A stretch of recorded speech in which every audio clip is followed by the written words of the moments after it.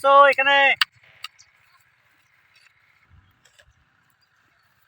বলেন মুন্সি সাহেব। তোমাকে যে 100 টাকা দেওয়া হয়েছিল সেই 100 টাকাটার আজকে হিসেব নেবো। ওই চাদরে গিয়ে দাঁড়াও। মুন্সি সাহেব খুব চাদরটা গরম।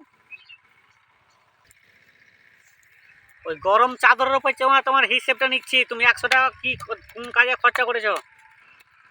5 টাকা চানা খেয়েছি, 5 টাকার ক্যাডবেরি খেয়েছি, 5 টাকার লজেস খেয়েছি, 5 টাকার নম্বু খেয়েছি, 5 টাকার জিলাপি খেয়েছি, 5 টাকার মিষ্টি খেয়েছি, 5 টাকার সব কিছু খেয়েছি। মুন্সি সাহেব চাদরটা খুব গরম। ওটা বাদ দাও। মুন্সি সাহেব 50 টাকা মাকে দিয়ে দিয়েছি। ঠিক আছে, তুমি চাদর থেকে নেমে এসে বাড়ি যাও। ইরফান, তুমি এবার এসো। ঠিক আছে স্যার। যাও। চাদরে গিয়ে তুমি 100 টাকার হিসাব দাও। ঠিক আছে মুন্সি সাহেব। মুন্সি সাহেব চাদরটা খুব গরম। 10 টাকার ঝালমুড়ি, 10 টাকার কোকা কোলা, 10 টাকার পেপসি, 10 টাকার 10 টাকার ঝালমুড়ি খেয়েছি, 10 টাকার কোকা কোলা খেয়েছি, আর আইসক্রিম খেয়েছি।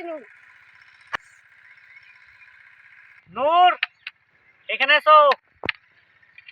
কি হলো স্যার? তোমাকে যে 10 টাকা দেওয়া ছিল সেই 10 টাকার পয়সার হিসাব নেবো। তুমি চাদরে গিয়ে দাঁড়াও। 5 টাকার ক্যাডবেরি, 5 টাকার চানা। নূর ইসলাম, তুমি এদিকে এসো। বলেন মুলবি সাহেব। হিসাবটা বুঝতে পেরেছো? না মুলবি সাহেব, বুঝতে পারিনি মুলবি সাহেব।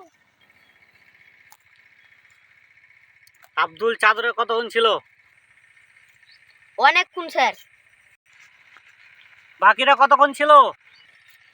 অনেকক্ষণ ছিল মুলবি সাহেব। তুমি কতক্ষণ ছিলে?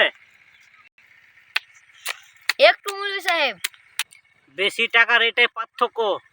বেশি বড় লোক হলে বেশি অনেকক্ষণ জাহান্নামে পুড়তে হবে, আর গরিব হিসাব দিতে হবে না, বিনা হিসাবে জান্নাতে যাবে। এটাই তোমার পার্থক্য, বুঝতে পারলে?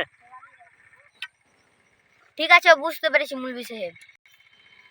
গরিব বলে আমি আর দুঃখ করব না, তোমরাও কে গরিব বলে দুঃখ করিও না। তুই কোনটা